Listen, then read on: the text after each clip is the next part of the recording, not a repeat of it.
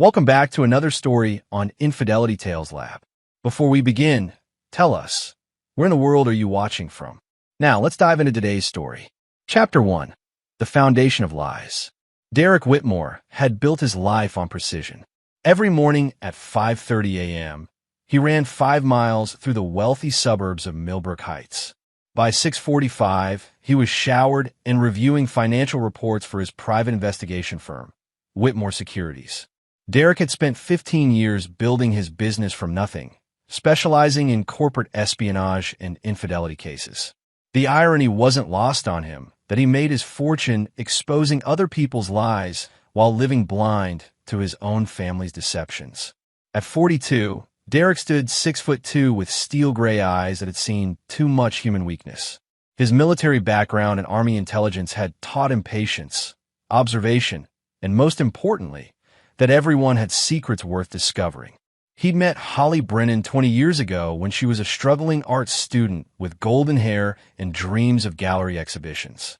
She seemed different from the calculating women he'd encountered in his line of work. Genuine, warm, maternal. Holly, now 39, had traded her artistic ambitions for the role of devoted wife and mother. Or so Derek believed. She spent her days volunteering at their children's schools, organizing charity galas, and maintaining their pristine colonial home. To the outside world, the Whitmores were the perfect family. Derek provided, Holly nurtured, and their children excelled. Trevor, their 23-year-old son, had recently graduated from law school and was marrying Ashley Crenshaw, daughter of a prominent judge. The wedding was set for Saturday at the exclusive Millbrook Country Club, a $200,000 affair that Derek was financing without question. Trevor had always been the golden child, valedictorian, star athlete, full scholarship to Harvard. He possessed his father's analytical mind, but lacked the edge that made Derek successful in his dangerous profession. Then there was Emma, their 11-year-old daughter, born when Derek was 31 and Holly 28. Emma was Derek's heart walking outside his body. She had inherited her mother's artistic talents, but combined them with Derek's intensity.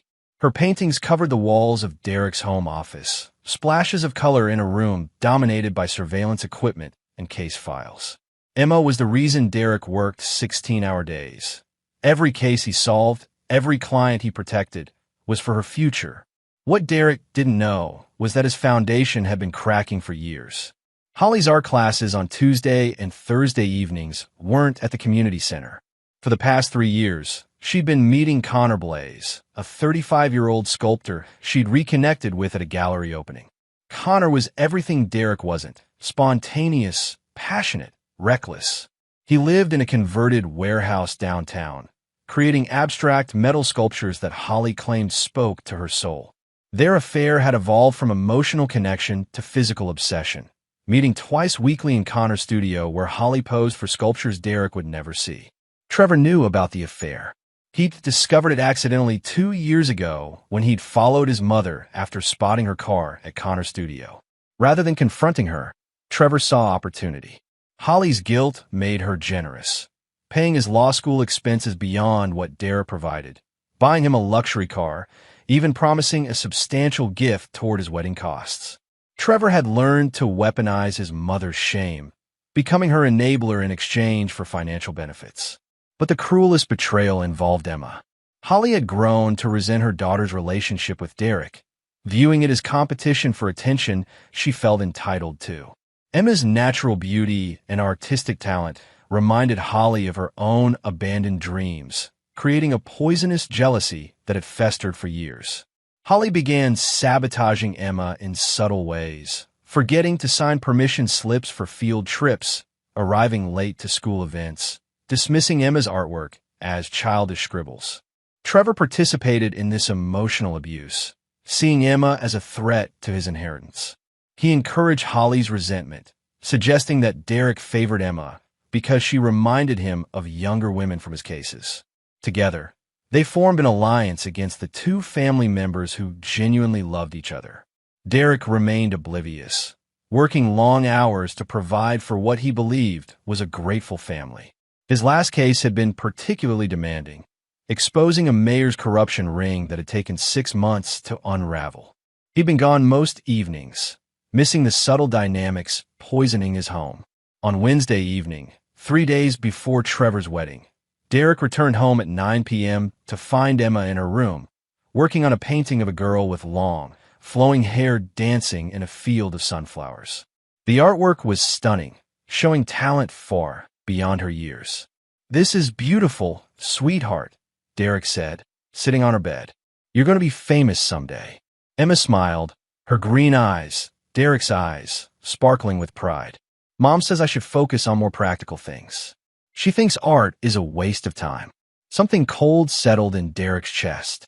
"Your art isn't a waste of time. Never let anyone tell you that. She says I get too much attention, that it makes Trevor feel bad." Emma's voice was small, confused. Derek filed this information away, a skill honed through years of investigation. He kissed Emma's forehead, promising to hang her latest painting in his office, then went downstairs to find Holly arranging flowers in the kitchen. "How was your art class?" he asked, testing. "Oh, fine. We're working on landscapes this week." Holly didn't meet his eyes, busy with the flowers that didn't need arranging. Derek watched his wife's reflection in the window, cataloging micro-expressions he'd learned to read in suspects and cheating spouses. The slight tension in her jaw, the way she touched her neck, tells he'd missed because he'd never thought to look for them in his own home. Emma showed me her new painting. She's incredibly talented. Holly's hands stilled for a fraction of a second. She spent so much time on that stuff. She should focus on her grades. Her grades are perfect, Holly. Like everything else about her. You always take her side, Holly said, finally turning to face him. Sometimes I feel like you forget you have a son getting married this weekend. Derek studied his wife's face, still beautiful, but harder than he remembered. When had those lines around her mouth appeared? When had her eyes become so cold when discussing their daughter? "I love both our children equally," Derek said carefully. "But Emma needs our support right now. She's at a crucial age for developing confidence. She has plenty of confidence. Maybe too much." Holly's voice carried an edge Derek had never heard before. That night, Derek lay awake as Holly slept beside him, her breathing deep and peaceful, the sleep of someone without guilt or someone who'd grown comfortable with it. He replayed their conversation, Emma's comments about attention, and Trevor feeling bad, Holly's defensive responses about art class. In his business, Derek had learned that betrayal rarely came as a dramatic revelation. It accumulated in small observations, inconsistencies that painted a larger picture when assembled correctly. As Thursday dawn approached, Derek felt the familiar sensation that had made him successful in his profession, the certainty that he was living a lie. But Derek Whitmore was patient. He'd spent his career unraveling deceptions, and he knew that rushing led to mistakes. As the sun rose on Thursday morning, Derek began what would become the most important investigation of his life, discovering the truth about his own family. He had no idea how deep the betrayal ran, or how completely it would transform him. Chapter 2. Cracks in the Facade. Thursday morning began like any other, but Derek's heightened awareness turned routine interactions into evidence gathering. At breakfast, he watched Emma pour cereal with hands that trembled slightly, not from nerves, but from years of walking on eggshells. Trevor scrolled through his phone, ignoring his sister completely despite sitting across from her.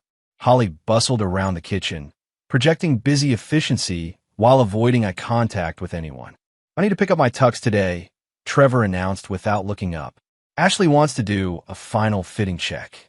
"I'll drive you," Holly offered quickly. "I have some wedding errands anyway." Derek noted the eagerness in his wife's voice. "What time is your art class tonight?" Holly's coffee cup rattled against her saucer. "Actually, they canceled this week. Too close to Memorial Day weekend." Another lie. Derek had called the community center yesterday evening. Their art classes ran year-round except for major holidays. Memorial Day was still 10 days away. "Dad," Emma said quietly, "can you help me pick a dress for the wedding? Mom said all mine are too fancy." Derek looked at his daughter's hopeful face, then at Holly's expression, irritation mixed with something darker. "Too fancy? For your brother's wedding? I just think she should remember this day is about Trevor," Holly said sharply. Some of her dresses are attention-seeking. Emma's face fell. Derek felt that cold sensation in his chest expand. Emma, we'll go shopping this afternoon. You should look beautiful at your brother's wedding. She doesn't need special treatment, Trevor said, finally looking up from his phone. It's not her day. Derek studied his son, the golden child he'd been so proud of, now looking at his sister with casual cruelty. Since when do we not want our family members to look their best at important events? Since some people think everything is about them, Trevor muttered, returning to his phone. The breakfast continued in tense silence. Derek excused himself to his office, closing the door and sitting among Emma's artwork that covered his walls. Her paintings showed a progression of themes over the years. Bright, happy scenes as a younger child, gradually giving way to more melancholic subjects. In her recent work, the human figures were often isolated, surrounded by beauty they couldn't quite reach. Derek had been so focused on external threats to his family that he'd missed the predators already inside his home. He spent Thursday morning conducting surveillance on his own life. Phone records showed Holly's calls to the community center had stopped 3 years ago, replaced by frequent calls to a number registered to Connor Blaze Studios. Credit card statements revealed charges at expensive restaurants on Tuesday and Thursday evenings, dates that coincided with Holly's supposed art classes. The amounts were always for 2 people. More disturbing were the charges Holly had hidden from him. Secret credit cards in her name only, funded by cash advances from their joint accounts. Expensive gifts, hotel rooms, even a weekend trip to Vermont Derek knew nothing about. Holly had been living a double life, financing it with his money while he worked 16-hour days to provide for what he thought was a loyal family. But the financial betrayal paled compared to what Derek discovered about Trevor. Bank records showed regular deposits from Holly into Trevor's account, amounts that corresponded with Derek's bonus payments for major cases. While Derek reinvested his success into Emma's college fund and the family's future, Holly had been siphoning money to Trevor as payment for his silence. Derek's phone buzzed with a text from his assistant. Monica, the Henderson surveillance photos are ready. Want me to email them? Derek had forgotten about the Henderson case, a routine adultery investigation that now felt surreal given his own circumstances. Send them over. The photos showed Mrs. Henderson meeting her lover at a hotel, both of them laughing as they walked hand in hand toward the entrance. Derek had seen this scene hundreds of times through his telephoto lens, but now he wondered how often he'd been the unwitting subject of similar surveillance in his own life. At noon, Derek drove to Connor Blaze Studios. The converted warehouse sat in the arts district downtown, surrounded by galleries and coffee shops. Through his binoculars, Derek observed the building's layout, noting security cameras, exit points, and the loading dock that would provide discreet access. He'd been surveilling cheating spouses for 15 years, and now he was applying those skills to his own wife. Connor emerged at 12:30, tall and lean with the kind of effortless style that Derek's practical wardrobe couldn't match. He wore paint-stained jeans and a flannel shirt that somehow looked intentional rather than careless. Derek understood the appeal. Connor represented the artistic life Holly had abandoned, the passion she'd traded for security. Derek followed Connor to an upscale cafe where he met another woman, not Holly. This was unexpected. Derek photographed their interaction, noting the familiarity between them, the way Connor touched her hand across the table. Either Connor was cheating on Derek's wife, or Derek was witnessing something more complex than a simple affair. The woman was Ashley Crenshaw's older sister, Marlena. Derek recognized her from wedding planning events. She was 31, recently divorced, and according to background checks Derek now performed, involved in several failed business ventures. The conversation between Connor and Marlena appeared intense, with documents exchanged across the table. Derek's investigation instincts fired on all cylinders. This wasn't random. Trevor was marrying into the Crenshaw family. Holly was having an affair with Connor, and now Connor was meeting secretly with the bride's sister. The connections formed a web Derek needed to understand completely before taking action. He returned home to find Holly preparing for her fictional art class. She'd changed into a flowing skirt and bohemian blouse, clothes she never wore around Derek, who preferred professional attire for all occasions. "You look nice," Derek said, watching her reaction. "Just felt like wearing something different." Holly checked her reflection, adjusting her necklace, a piece Derek didn't recognize. "New jewelry? This old thing? I've had it forever." Another lie. Derek's trained, I had cataloged every piece of jewelry he'd given Holly over 20 years of marriage. This necklace was new, expensive, and not his style. "Pick up anything special for Emma while you were out with Trevor?" Holly's face tightened. "We didn't have time. Trevor's fitting took longer than expected." Derek nodded, filing away the information. "I'll take Emma shopping tomorrow after school. She needs something special for the wedding. Don't go overboard. She's 11, not the bride." The contempt in Holly's voice was barely concealed now. Derek wondered how long she'd felt this way about their daughter, how many moments of cruelty he'd missed while building his business empire. After Holly left for her rendezvous with Connor, Derek found Emma in the living room watching television alone. Trevor was upstairs on a conference call with his fiancée, planning last-minute wedding details with the casual entitlement of someone who'd never questioned his privileged position. "Emma, can you help me with something in the office?" Emma brightened, following Derek to his sanctuary filled with her artwork. He pulled out a new case file and legal pad, making a show of organizing papers. "I'm working on a case about a family," Derek said carefully. "Sometimes people closest to us aren't who we think they are. Have you ever felt like someone was being mean to you, but hiding it from other people?" Emma's face went pale. "What kind of mean?" "Maybe saying things that hurt your feelings, but only when certain people aren't around. Or making you feel bad about things you should feel good about." Emma bit her lip, looking at her paintings on Derek's walls. "Mom says I'm selfish for hanging my pictures everywhere. She says it makes Trevor feel bad because he's not artistic." "When does she say things like that?" "When you're working late. She says I take up too much of your attention, that I need to remember I'm not the only child." Emma's voice dropped to a whisper. "Sometimes Trevor agrees with her. He says I should be more grateful for everything you do for our family instead of always wanting praise for my pictures." Derek felt something fundamental shift inside him, a cold, calculating rage that had made him lethal in military intelligence and ruthless in business. His family wasn't just betraying him. They were emotionally abusing his daughter, systematically breaking down her confidence while he worked to provide for their comfort. "Emma, I want you to know that you're not selfish. Your art is beautiful, and you deserve praise for your talent. Never let anyone tell you otherwise." Emma's eyes filled with tears. "But what if they're right? What if I am too much?" Derek knelt beside his daughter's chair, looking directly into eyes that mirrored his own. "Listen to me carefully. You're not too much. You are exactly enough. And anyone who tries to make you feel otherwise is wrong." That night, Derek sat in his office long after the house had gone quiet. Holly returned from her art class at 10:15 p.m., her hair slightly mussed and her lips swollen in a way Derek recognized from their early marriage. She went straight to the shower, washing away evidence of her betrayal while Derek planned their destruction. Derek Whitmore had exposed corruption, brought down criminal enterprises, and destroyed careers through careful investigation and strategic action.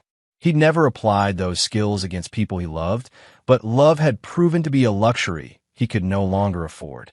His family had declared war on him and Emma through their betrayal and cruelty. Now Derek would show them why he'd never lost a case, why his enemies feared him, and why mercy was a gift he reserved for those who deserved it. Tomorrow was Friday. The wedding was Saturday. Derek had 24 hours to uncover the full scope of their deceptions and put his plan into motion. He opened a new case file and wrote Whitmore Family on the tab. For the first time in his career, Derek was investigating people he'd once loved. It would be the most important case of his life, and the last one where he fought for justice instead of revenge. Chapter 3: The Point of No Return. Friday morning arrived gray and cold, matching Derek's mood as he prepared for what would become the most crucial day of his investigation. He'd spent Thursday night assembling evidence of Holly's affair and Trevor's complicity, but Derek sensed deeper layers of betrayal still hidden beneath the surface. His military training had taught him that successful operations required complete intelligence before striking, and Derek was nothing if not thorough. Emma came down for breakfast in a yellow sundress, her long auburn hair braided carefully, a style Derek recognized as her own work since Holly had stopped helping with such things months ago. She moved quietly, almost invisibly, as if trying not to take up space in her own home. "Morning, sweetheart," Derek said, pouring orange juice in her favorite glass, one painted with sunflowers that she'd made in art class 2 years ago. "Morning, Dad." Emma's smile was tentative, still uncertain after their conversation yesterday. "Are we still going dress shopping today?" "Absolutely. Right after school." Holly entered the kitchen wearing designer workout clothes. Another detail Derek noted since Holly rarely exercised. "I thought Emma already had plenty of dresses. She needs something special for Trevor's wedding," Derek said evenly. "It's an important family occasion. Some families know when to step back and let others shine," Trevor announced, walking into the kitchen wearing an expensive suit Derek didn't remember buying him. Derek studied his son, really looked at him for perhaps the first time in years. Trevor had grown into a handsome young man with Derek's height and Holly's refined features. But there was something cold in his expression when he looked at Emma. It was subtle, a tightening around his eyes, a slight curl to his lip, but Derek's trained observation skills caught every micro-expression. "Emma should always shine," Derek said quietly. "She's family." "She's 11, Trevor replied. "The wedding isn't about her." "Family events are about all of us," Derek countered, watching Trevor's face redden slightly.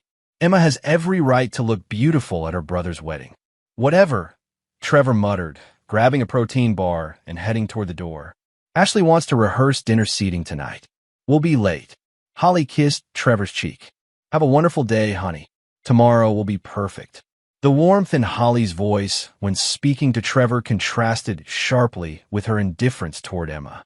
Derek logged this observation along with dozens of others, building a comprehensive picture of his family's dynamics. After Trevor and Holly left, Derek drove Emma to school, using the time to probe gently for more information. "Emma, you mentioned Mom thinks your dresses are too fancy. When did she say that?" "A few weeks ago. She was going through my closet and said I had too many pretty things, that it wasn't fair to other children." Emma stared out the window. "She gave away 3 of my favorite dresses to charity without asking." Derek's grip tightened on the steering wheel. Those dresses had been gifts from him, chosen specifically because Emma had admired them in store windows. Holly had no right to dispose of them without consultation. Did she explain why she thought it wasn't fair? "She said some children don't have nice things, so I shouldn't have so many. But then she bought Trevor a new suit that cost more than all my dresses combined." Emma's voice was matter-of-fact, as if she'd already accepted this unfairness as normal. Derek pulled into the school drop-off lane, turning to face his daughter. "Emma, I want you to understand something. There's nothing wrong with having nice things when we can afford them. There's nothing wrong with looking beautiful. And there's definitely nothing wrong with being proud of your talents." Emma nodded, but Derek could see she didn't entirely believe him. Years of subtle messaging from Holly and Trevor had done their damage, creating doubt where confidence should flourish. "After school, we're getting you the most beautiful dress in the store," Derek promised. "You're going to look like a princess tomorrow." For the first time in days, Emma's smile reached her eyes. "Really? Really?" "And Emma, from now on, before anyone gives away your things or tells you to change who you are, they come through me first." "Understood." Emma nodded enthusiastically, grabbing her backpack and heading towards school with lighter steps than Derek had seen in months. Derek spent Friday morning conducting deeper surveillance on Connor Blaze. The sculptor studio was busier than expected, with several visitors throughout the morning. Derek photographed each arrival and departure, running license plates through his professional databases. The visitors included Marlena Crenshaw, a lawyer Derek didn't recognize, and surprisingly, a man Derek knew from his own professional circles. Vincent Torino, a private investigator who specialized in inheritance disputes and family law cases. This connection troubled Derek deeply. Vincent was expensive, discreet, and typically hired for high-stakes family conflicts involving substantial money. His presence at Connor's studio suggested the affair was more than romantic. It was strategic. Derek positioned himself across from Connor's building and called Vincent directly. Derek Whitmore. Vincent answered, recognizing the caller ID. Haven't heard from you in months. How's business? Busy as always. I saw your car downtown today. Working anything interesting? Vincent chuckled. You know I can't discuss active cases. Client confidentiality and all that. Of course. Just making conversation. Derek paused. Though I have to ask, any chance you're working a case that might conflict with mine? I'd hate for us to step on each other's toes. What are you working? Adultery case. Routine stuff, but the client is nervous about privacy. Shouldn't be a problem. My current case is more inheritance-focused. Old money, family disputes, the usual wealthy people drama. Derek's blood chilled. Inheritance disputes. Old money. The Whitmore family was neither old money nor involved in inheritance conflicts, but Derek's business success had created substantial assets. If Holly was planning divorce, she'd need documentation to claim her share, and if she was planning something more elaborate, she'd need professional help. Well, thanks for the heads up. Let me know if you want to grab drinks next week. Will do. Give my regards to Holly and the kids. Derek ended the call with his suspicions confirmed. Vincent knew Holly's name without prompting, suggesting he'd already been briefed on Derek's family situation. The web of betrayal was more complex than simple adultery. It appeared to be an elaborate scheme involving financial planning and legal strategy. Derek drove to the courthouse and paid for public record searches on recent legal filings involving his family name. What he discovered made his hands shake with rage. Holly had filed preliminary divorce papers 3 weeks ago through a discreet family law firm specializing in high-asset divorces. The papers hadn't been served yet, but they existed, outlining Holly's claims to 50% of Derek's business assets, the family home, and primary custody of Emma. The filings cited irreconcilable differences and claimed Derek's work schedule constituted emotional abandonment of his family. More damaging were the supporting documents Holly's lawyer had prepared. Statements from Trevor claiming Derek showed favoritism toward Emma and neglected his son's emotional needs. Testimony from Holly alleging Derek's work with dangerous criminals made him an unfit father. Even a psychological evaluation request suggesting Derek's military background indicated potential violent tendencies. They were painting Derek as an absent, potentially dangerous father while positioning Holly as the protective mother and Trevor as the neglected victim. Emma was being used as a pawn. If Holly gained primary custody, she could move Emma away from Derek's influence while continuing to receive substantial child support payments. Derek sat in his car outside the courthouse, processing the full scope of their betrayal. Holly wasn't just cheating. She was systematically destroying his relationship with his children while positioning herself for financial gain. Trevor wasn't just complicit. He was actively participating in character assassination against his own father. They had weaponized Emma's affection for Derek, planning to use custody arrangements to control his access to the daughter who meant everything to him. They were prepared to traumatize an 11-year-old girl to secure financial advantage in divorce proceedings. Derek called his own lawyer, Patricia Vance, who'd handled his business legal needs for 10 years. Patricia, I need immediate consultation on a family matter. Can you see me today? Of course, Derek. Is everything all right? No, everything is decidedly not all right. At 2 p.m., Derek sat in Patricia's office reviewing Holly's divorce filing. Patricia was a sharp woman in her 50s who'd built her reputation handling complex corporate disputes, but she understood family law implications. Derek, I have to ask, are any of these allegations true? The emotional abandonment, the dangerous work environment, the favoritism toward Emma. I work long hours to provide for my family. My business involves investigating criminals, not socializing with them. And yes, I have a close relationship with Emma, but I've never neglected Trevor. Derek paused, though I'm starting to understand why Trevor might feel neglected. Holly has been buying his loyalty while I've been working to secure our future. Patricia reviewed the financial disclosures. They're claiming your business is worth twice what you've estimated. They've hired forensic accountants to find hidden assets. There are no hidden assets. Every penny I've earned has gone into our family's welfare or business growth. They're also requesting supervised visitation with Emma pending psychological evaluation. Derek, they're trying to paint you as potentially violent.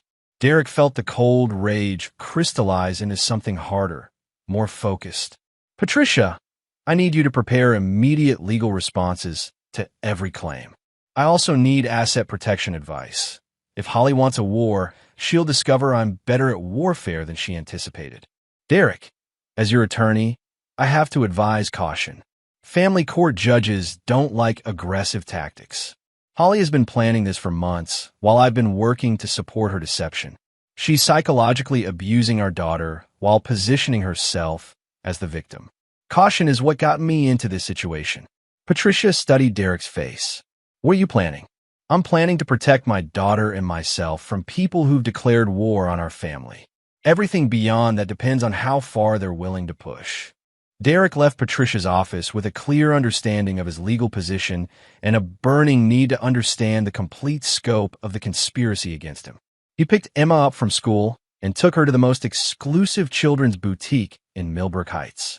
Pick any dress you want, Derek told Emma as they entered the store. Money is no object. Emma chose a navy blue dress with delicate silver embroidery, sophisticated but age-appropriate, beautiful without being ostentatious. She looked radiant in the dressing room mirror, her confidence returning as she saw herself transformed. I love it, Dad. Thank you. Derek bought the dress along with matching shoes, a delicate silver necklace, and a hair clip that would complement Emma's auburn waves. If this was going to be one of their last normal moments together before the battle began, Derek wanted Emma to feel cherished and beautiful. They arrived home at 6 p.m. to find Holly and Trevor preparing for the rehearsal dinner. Holly took one look at Emma's shopping bags, and her face darkened. What's all this? Emma's wedding outfit, Derek said calmly. She looks beautiful. I told you not to go overboard. And I told you she deserves to look special for her brother's wedding. Derek's voice carried an edge that made Holly step back. Unless you have some reason why Emma shouldn't look beautiful tomorrow. Holly's mouth opened and closed without sound.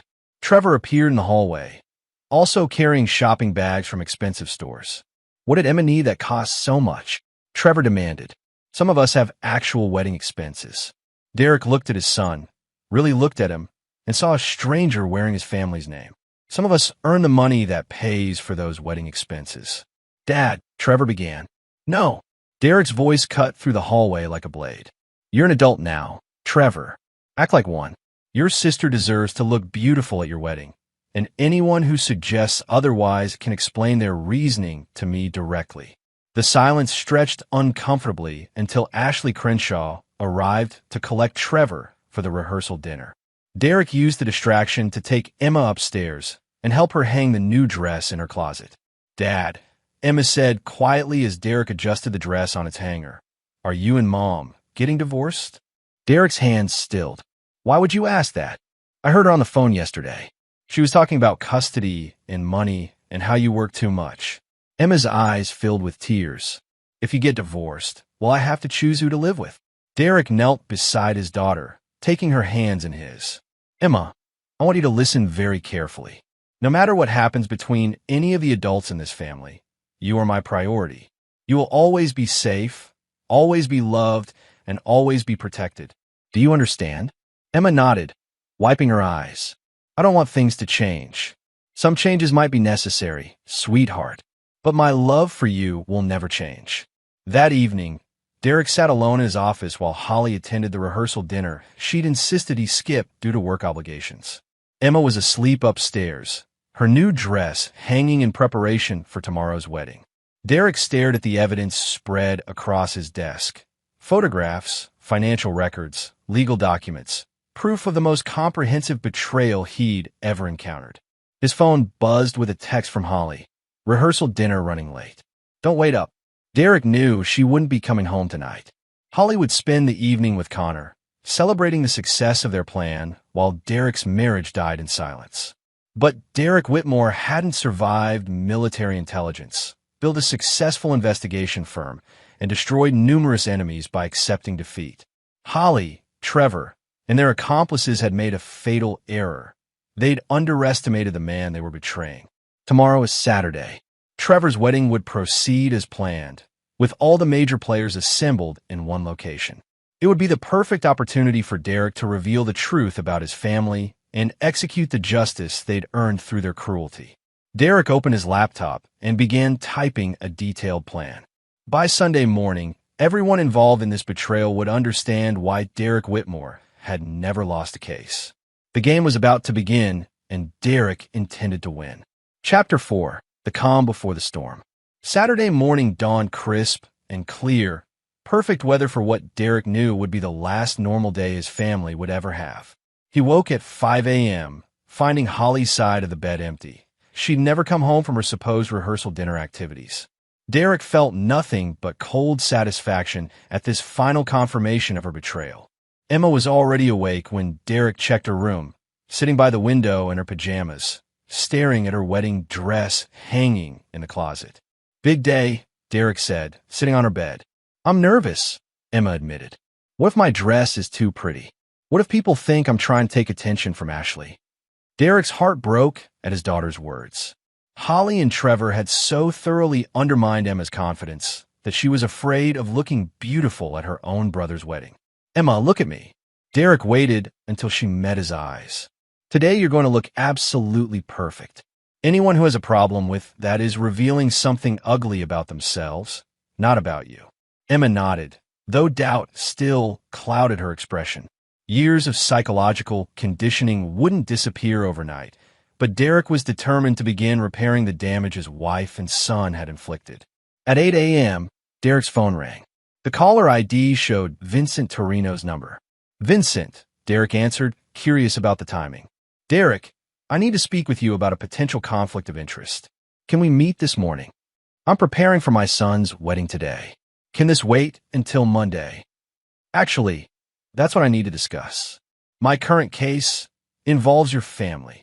Derek felt his pulse quicken. "How so?" "I'd rather discuss this in person. Can you meet me at Brennan's Cafe in 30 minutes? It's important." Derek agreed, telling Emma he had a quick errand before the wedding preparations began. He found Vincent waiting in a corner booth, looking uncomfortable. "Derek, I owe you the courtesy of full disclosure," Vincent began without preamble.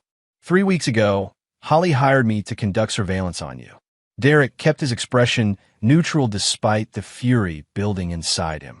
"Surveillance for what purpose?" "She claimed you were having an affair. Said she needed documentation for divorce proceedings." Vincent shifted uncomfortably. "The thing is, Derek, after 3 weeks of following you, I have absolutely no evidence of any affair.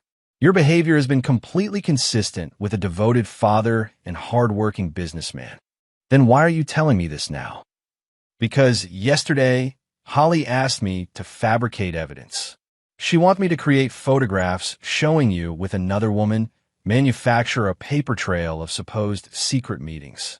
Vincent leaned forward. "Derek, I've known you for 15 years. You've referred clients to me, helped me build my business. I can't participate in framing you." Derek felt a piece of the puzzle click into place. "She's planning to present fabricated evidence in divorce court. That's my assessment. She's also been working with Connor Blaze to establish timeline alibis for herself while I was supposed to be documenting your fictional affair." Vincent paused. "Derek, there's more. Marlena Crenshaw hired me 2 months ago to investigate your business finances. She's looking for ways to access your assets through Trevor's marriage to Ashley." The scope of the conspiracy was breathtaking. Holly wasn't just planning a divorce. She was orchestrating a complete financial destruction involving the Crenshaw family, Connor Blaze, and professional investigators. "What did you tell Marlena about my finances?" "Nothing. I don't investigate friends, and I don't fabricate evidence for anyone." Vincent slid a folder across the table. "This is everything Holly asked me to create, along with documentation of her requests. Consider it my resignation from her employment." Derek opened the folder to find sophisticated forgeries, photographs showing him with various women in compromising situations, credit card statements for hotel rooms he'd never rented, even fake text message conversations. The level of detail was professional, designed to be credible in court proceedings. Vincent, I appreciate your honesty. Who else knows about this? Just Holly and Connor as far as I know. Though Marlena Crenshaw has been asking pointed questions about when the fabricated evidence would be available. Derek closed the folder, his mind racing through implications. One more question. Do you know anything about plans for today's wedding specifically? Vincent hesitated. Holly mentioned wanting to create a public scene that would support her claims about your temper. Something about provoking you in front of witnesses. Derek felt the last piece of the puzzle fall into place. Today's wedding wasn't just a celebration.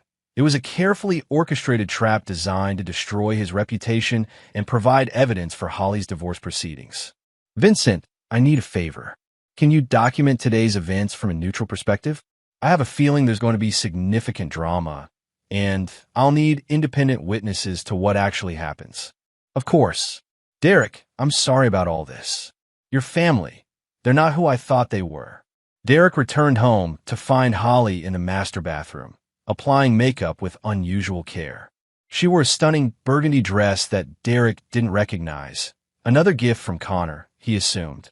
You look beautiful, Derek said, meaning it. Holly was still an attractive woman, which made her betrayal even more incomprehensible. Thank you. Holly avoided his eyes. Trevor called. He wants family pictures before the ceremony. We should leave early to get good lighting. Derek nodded, filing away this information. Family pictures would provide the perfect opportunity for Holly to create her public scene in front of wedding photographers and guests. Derek helped Emma get ready, carefully styling her hair and ensuring every detail of her outfit was perfect. When Emma emerged from her room in the navy dress with silver embroidery, she looked like a young princess, sophisticated, beautiful, and radiant with confidence. Oh my God, Trevor said when he saw Emma coming down the stairs. That dress cost more than my groomsmen's entire outfits. Emma looks beautiful, Derek said firmly. Exactly as she should for her brother's wedding. Holly appeared beside Trevor, her face darkening when she saw Emma's transformation. It's very mature for an 11-year-old. It's perfect, Derek countered. Emma, you look absolutely stunning. Emma beamed under her father's praise, but Derek noticed her uncertainty return under Holly and Trevor's disapproving stares. This dynamic had been playing out for years, Derek building Emma's confidence while Holly and Trevor systematically undermined it. The drive to Millbrook Country Club passed in tense silence. Derek used the time to observe his family's dynamics with fresh eyes, cataloging every microaggression and subtle cruelty he'd previously missed. Holly and Trevor communicated through glances and gestures, clearly planning something Derek wasn't privy to. At the country club, Derek immediately noticed the staging of events. Holly guided the family toward the outdoor terrace where photographers were waiting, positioning everyone for what appeared to be casual pre-ceremony pictures. But Derek spotted Vincent Torino among the early arriving guests, discreetly documenting the scene as promised. Derek, Holly called sweetly, come stand with your family. We want some nice pictures before the chaos begins. Derek joined the group, noting how Holly positioned herself and Trevor on one side with Emma and Derek on the other. Visual separation that would read clearly in photographs. The photographer, clearly briefed by Holly, focused on shots that emphasized the family division. Emma, sweetheart, the photographer said, maybe step back a little. You're blocking some of the beautiful background. Derek stepped forward. Actually, Emma should be front and center. She looks beautiful today. Holly's jaw tightened almost imperceptibly. Derek, we're trying to get professional photos. Maybe let the photographer direct. The photographer works for our family, Derek replied calmly. Emma is part of this family. She belongs in every shot. Trevor moved closer to Holly, creating a more obvious visual separation. Dad, you're being difficult. Just let them take the pictures. Derek felt the trap beginning to close around him. Holly was creating a scene designed to make him appear controlling and unreasonable in front of witnesses and cameras. Every response Derek made would be twisted to support her narrative about his problematic behavior. Emma, Derek said quietly, go stand wherever you feel comfortable. This is your family too. Emma moved closer to Derek, instinctively seeking protection from the tension she could feel but couldn't understand. The photographers captured everything. Derek and Emma standing together while Holly and Trevor maintained distance. Derek's protective stance, the visible family division. Ashley Crenshaw appeared with her parents, Judge Robert Crenshaw and his wife Eleanor. Derek had met them several times during wedding planning, finding them pleasant if somewhat pretentious. What Derek hadn't known was their connection to Holly's conspiracy through Marlena. "What a beautiful family," Eleanor Crenshaw gushed, though Derek caught her assessing, gaze lingering on Emma's dress with obvious calculation. "Emma, you look so grown up. That dress is quite sophisticated." "Thank you," Emma said politely, though Derek noticed her confidence wavering under the scrutiny. "Perhaps a bit too sophisticated for a child's wedding attire," Judge Crenshaw added with a slight smile that didn't reach his eyes. "But I'm sure her father chose it with the best intentions."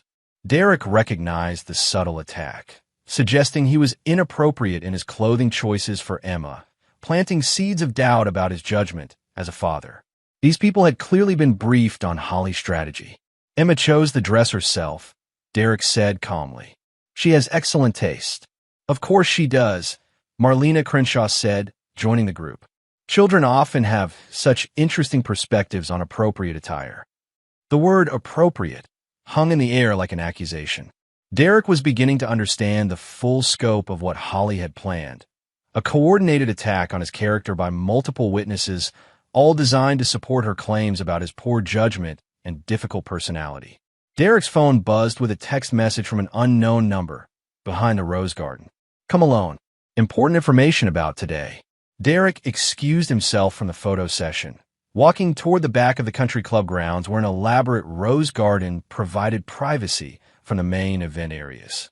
He found a young woman waiting nervously by the fountain, someone Derek didn't recognize, but who clearly knew him. "Mr. Whitmore? I'm Jessica Chong, Connor Blaze's studio assistant." She looked around nervously. "I needed to warn you about something." Derek felt his pulse quicken. "What kind of warning?" "Connor has been planning something for today. He's going to be here at the wedding, even though he wasn't invited." Mrs. Whitmore arranged for him to attend as Marlena Crenshaw's guest. Jessica's words tumbled out quickly. "They're planning to create some kind of scene during the reception. Something about making you lose your temper in public." Derek studied Jessica's face, reading genuine concern. "Why are you telling me this?" "Because I've been watching what they're doing to your daughter. Connor showed me pictures of Emma, talked about how she was competition for Mrs. Whitmore's attention. He's been encouraging your wife to diminish Emma's confidence." Jessica's voice broke slightly. "Mr. Whitmore, they've been planning to destroy your relationship with your daughter as part of their strategy." "It's sick." Derek felt the cold rage crystallize into something harder and more focused. "Jessica, where exactly is Connor planning to make his appearance?" "During the father-daughter dance. Mrs. Whitmore told him you always dance with Emma at family events. That would be the perfect moment to interrupt and claim she's neglecting her marriage for her children." Derek processed this information, understanding Holly's strategy completely now. She would use Derek's love for Emma against him, turning a tender father-daughter moment into evidence of his inappropriate priorities and poor judgment. "Jessica, I need you to do something for me. Can you document Connor's presence here today? Photographs, video if possible." "Already planning on it." "This whole thing is wrong, Mr. Whitmore. Your daughter doesn't deserve any of this." Derek returned to the wedding preparations with complete clarity about what he was facing. Holly, Trevor, Connor, and the Crenshaw family had coordinated an elaborate trap designed to destroy his reputation and justify taking Emma away from him. They'd weaponized a family celebration, turning his son's wedding into a battlefield where Derek's love for his daughter would be used as evidence against him. But Derek Whitmore had spent his career anticipating and countering elaborate deceptions. Holly and her accomplices had made a critical error. They'd underestimated the man they were betraying and overestimated their own cleverness. As guests began arriving for the ceremony, Derek spotted Connor among them, dressed in an expensive suit and staying close to Marlena Crenshaw. Vincent Torino was positioned strategically to document events from multiple angles. Holly was radiant and charming, playing the role of devoted mother and wife while positioning herself for the performance of her life. Derek found Emma sitting alone on a bench, watching other wedding guests with the careful observation of a child who'd learned to read adult moods for her own protection. "How are you doing, sweetheart?" "Everyone keeps staring at my dress," Emma said quietly. "Maybe it really is too fancy." Derek sat beside his daughter, taking her small hand in his. "Emma, I'm going to tell you something important. Some people in our family haven't been treating you the way they should. They've been saying things to make you doubt yourself because they're jealous of how special you are." Emma looked up at Derek with wide eyes. "What do you mean?" "I mean that you deserve to feel beautiful and confident and loved. Anyone who tries to make you feel otherwise is wrong, even if they're family." Derek paused, choosing his words carefully. "Today might be difficult. People might say or do things that don't make sense. But I need you to remember that you belong here, you deserve to be here, and you have every right to look as beautiful as you do." Emma nodded solemnly. "Are you and Mom really getting divorced?" "I think that's very likely, sweetheart. But that doesn't change how much I love you or how important you are to me." "Well, I have to choose." Derek looked into his daughter's eyes. His own eyes reflected back at him, and made a promise he intended to keep regardless of the cost. "Emma, you will never have to choose between people who love you. I will make sure of that." The wedding ceremony was about to begin, and Derek knew the real performance was yet to come. Holly's trap was elaborate and carefully planned, but Derek had been fighting wars since before she'd learned to lie convincingly. Tonight, everyone involved in this betrayal would discover why Derek Whitmore had never lost a battle that mattered to him. Chapter 5. The Wedding Day Revelation. The wedding ceremony proceeded like a beautiful lie wrapped in expensive flowers and false smiles. Derek sat in the front row watching Trevor exchange vows with Ashley, but his attention remained fixed on the audience's positioning. Connor Blaze sat 3 rows back with Marlena Crenshaw, occasionally catching Holly's eye and nodding subtly. Vincent Torino had positioned himself with perfect sight lines to document whatever scene Holly planned to create. Emma sat beside Derek in her navy dress, unconsciously leaning against his arm for comfort as she watched her brother's wedding. To any observer, they looked like a devoted father and daughter sharing a family milestone. Derek knew Holly intended to weaponize this very image against him later. Judge Crenshaw performed the ceremony with theatrical gravitas, occasionally glancing toward Derek with assessing eyes. The entire Crenshaw family was clearly invested in today's outcome beyond their daughter's happiness. They were witnessing the setup for a financial opportunity that would benefit them through Trevor's marriage and Holly's divorce proceedings.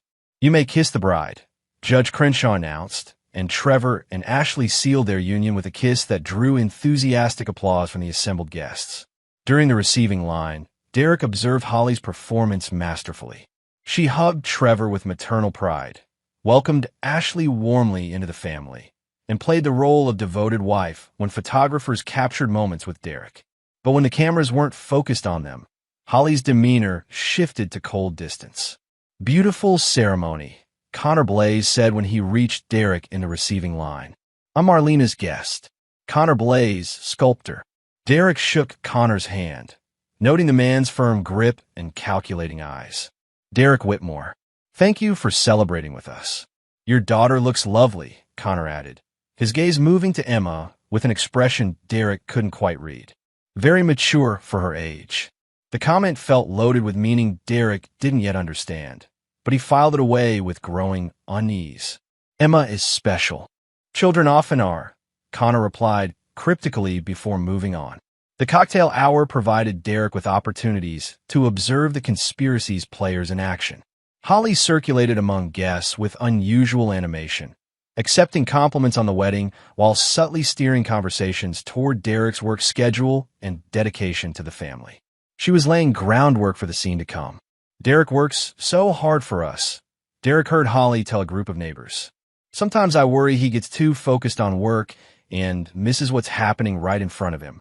Trevor moved among his college friends and Ashley's family, playing the role of devoted son while making subtle comments about family dynamics that wouldn't become significant until later. "Dad's always been," intense about certain things, Trevor told Ashley's brother. Mom's the one who really holds our family together.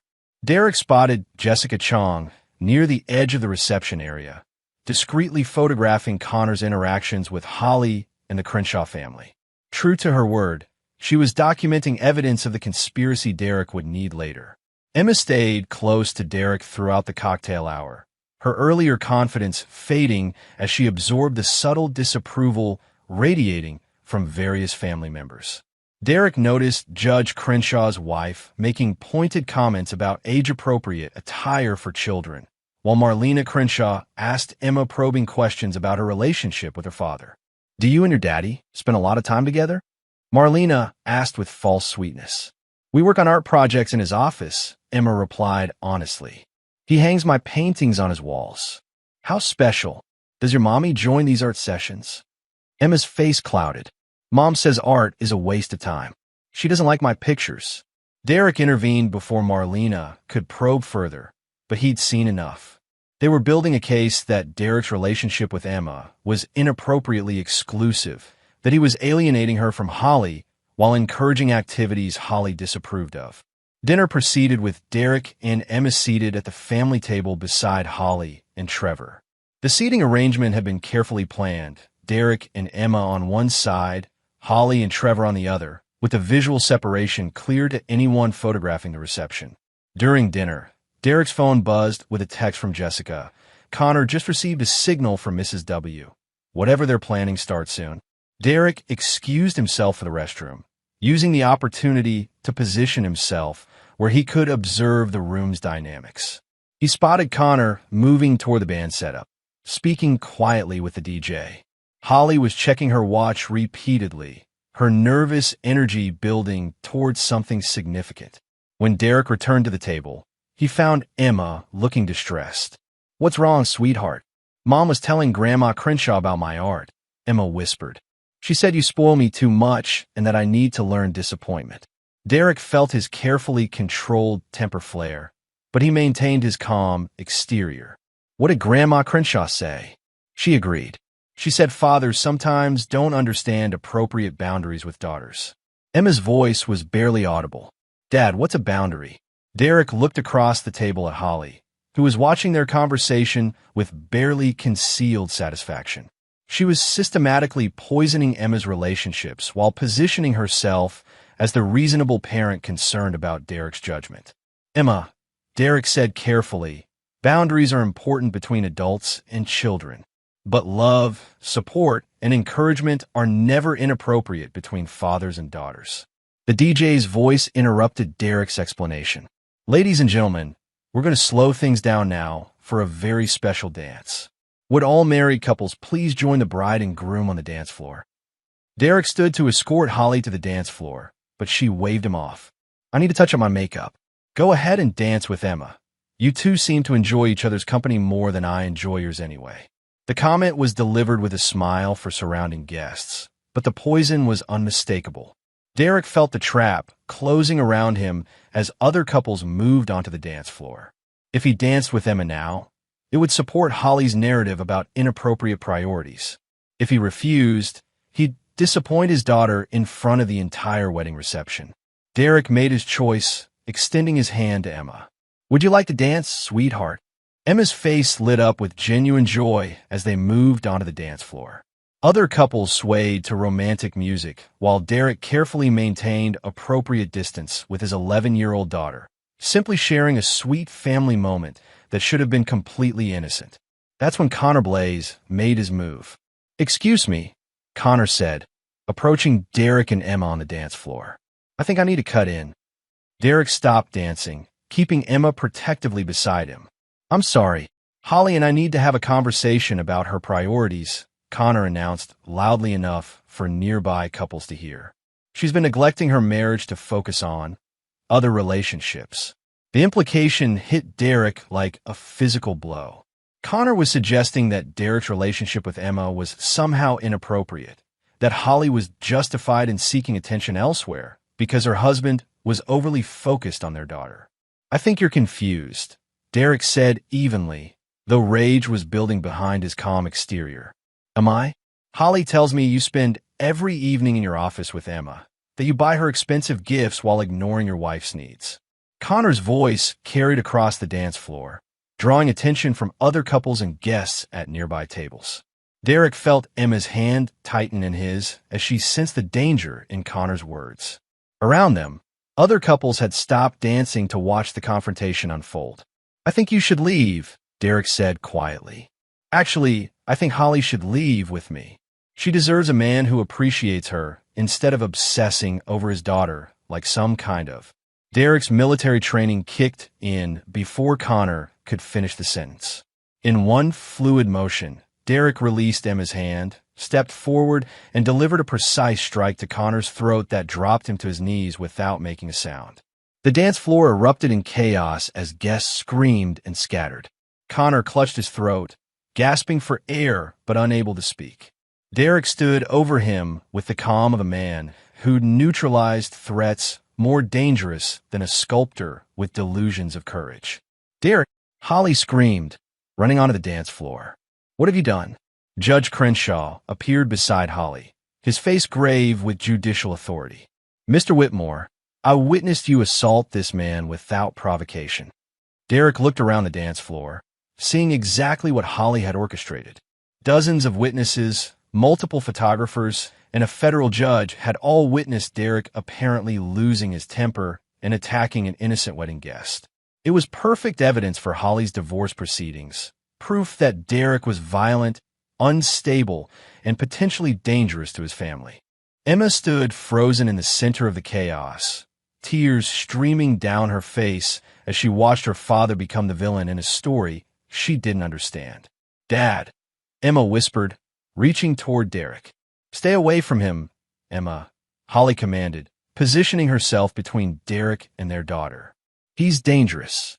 Trevor appeared beside Holly, his face a mask of righteous anger. "Dad, you need to leave. Now, before someone calls the police." Derek looked at his son, the golden child he'd supported through Harvard Law School, whose wedding he'd financed without question, and saw nothing but cold calculation.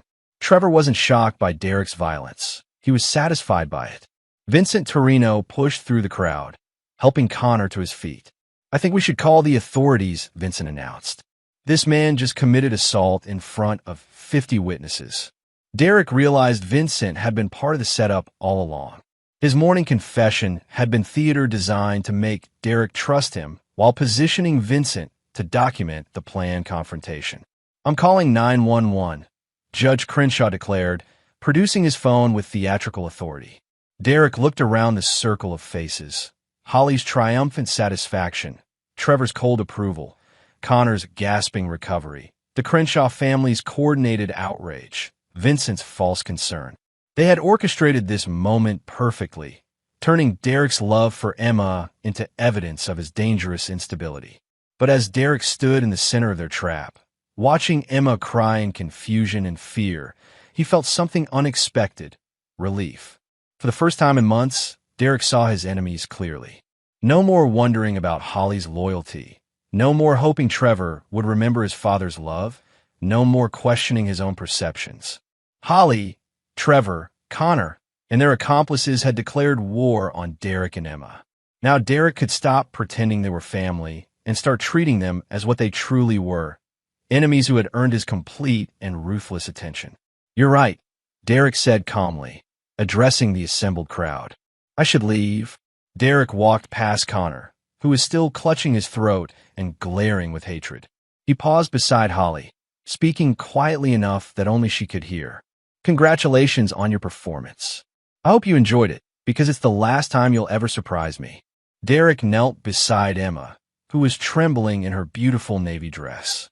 "Emma, I need you to listen carefully. None of this is your fault, and none of this changes how much I love you." "Derek, get away from her," Holly snapped. "You're scaring her." Derek stood slowly, his eyes moving from Holly to Trevor to Connor, and finally to Judge Crenshaw. "I'll be in touch about custody arrangements. Holly, I think you'll find that proving I'm an unfit father is more difficult than you've assumed." Derek walked out of the Millbrook Country Club with the dignity of a man who'd finally seen his enemies clearly. Behind him, Holly was already spinning the story for gathered guests, painting herself as the long-suffering wife finally free from her dangerous husband's control. But Derek was no longer the confused, betrayed husband Holly thought she destroyed. He was a military intelligence operative and professional investigator who'd been handed the perfect motivation for the kind of warfare that had made him legendary in his profession. Holly wanted a divorce? She'd get one, on Derek's terms. Trevor wanted to side with his mother? He'd learn what choosing sides against Derek Whitmore actually cost. Connor wanted Holly? He'd discover that Derek's patience had limits, and those limits had been permanently exceeded. The wedding was over, but the war was just beginning. Chapter 6. The Night She Lost Everything. Derek drove home in the silence of his sedan, his hands steady on the wheel despite the adrenaline still coursing through his system. The country club receded in his rearview mirror along with 20 years of illusions about his family. For the first time since discovering Holly's affair, Derek felt completely clear about his path forward. He had perhaps 6 hours before Holly returned home with Emma, probably accompanied by Trevor and possibly some of the Crenshaw family for moral support. 6 hours to transform his house from a family home into a fortress. 6 hours to implement the first phase of a war plan that would systematically destroy everyone who had betrayed him.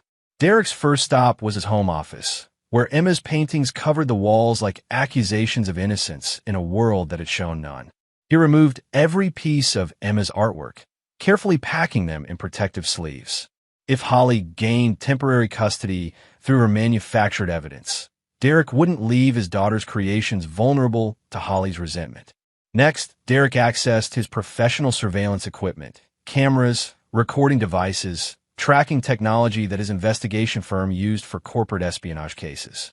If Holly wanted to play games with evidence, Derek would ensure every conversation in his house was documented from this point forward.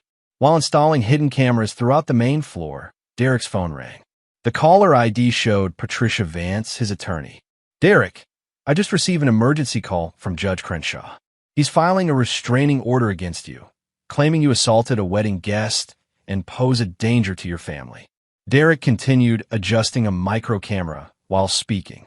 "Patricia, I want you to request all video footage from tonight's wedding. The country club has security cameras, and I guarantee multiple guests recorded the incident. I also want background checks on Connor Blaze, Vincent Torino, and all members of the Crenshaw family. Derek, you need to take this seriously. Judge Crenshaw has significant influence in family court. If he's willing to testify against you. Patricia, Judge Crenshaw's daughter will marry my son tonight. His financial interests are aligned with Holly's divorce settlement, not with justice." Derek paused his work, focusing completely on the phone call. "How quickly can you get me emergency custody of Emma?" "Custody? Derek, you just assaulted someone at a wedding. No judge is going to award you custody right now. I defended myself against a coordinated attack designed to frame me as an unstable father. There's a difference." Derek resumed, installing equipment. "Patricia, I'm going to send you evidence over the next few days that will change your perspective on this situation. Holly isn't the victim here. Emma is." Derek ended the call and continued his preparations. By midnight, his house was equipped with comprehensive surveillance that would capture every conversation, every movement, every moment of Holly's performance when she returned. Derek's phone buzzed with a text from Jessica Chong. "Mrs. W stayed at the club with Connor. They're planning something for tomorrow morning. Thought you should know." Derek typed back, "Document everything. I'll make it worth your while." At 1 a.m., Derek sat in his office reviewing the evidence he'd accumulated over the past week. Financial records showing Holly's secret spending, Vincent Torino's confession about fabricating surveillance evidence, legal documents proving Holly's planned divorce strategy. But Derek needed more than evidence. He needed leverage that would force his enemies into positions where their own actions would destroy them. Derek opened his laptop and began typing emails to contacts throughout his professional network. Military intelligence had taught Derek that successful warfare required intelligence, strategy, and overwhelming force applied at precisely the right moment. Holly and her accomplices had given Derek the intelligence he needed through their own arrogance. Now he needed to gather the resources for total victory. The first email went to Marcus Chun, a forensic accountant who specialized in hidden assets and financial fraud. Marcus, I need complete financial analysis of Connor Blaze Studios and Crenshaw Family Investments. Rush job. Payment double your usual rate.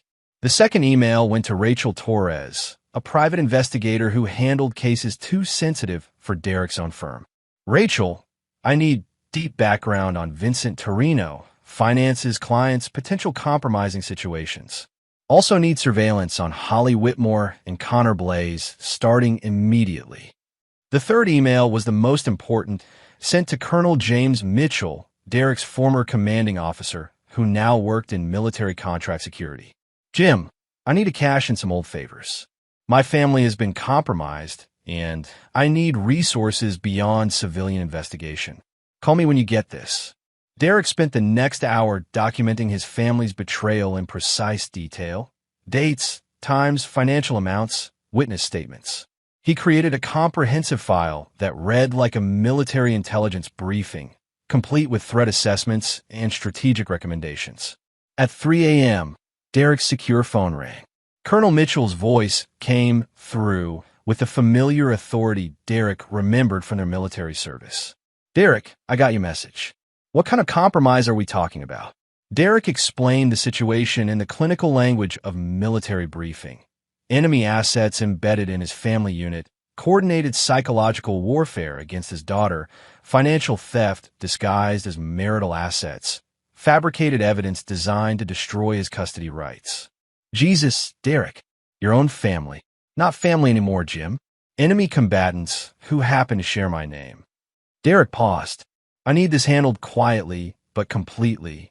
No civilians harmed, but I want these people neutralized as threats to my daughter. I can have a team in your area by Monday. Corporate security consultants, completely clean backgrounds. What's your mission objective? Complete victory. I want Holly's affair exposed publicly, Connor Blaze's studio destroyed financially, the Crenshaw family's reputation ruined, and Trevor needs to learn what betraying family actually costs. Derek, you're talking about some serious scorched earth tactics. Are you sure this is the path you want? Derek looked around his office. Emma's paintings now safely secured while hidden cameras prepare to document Holly's return.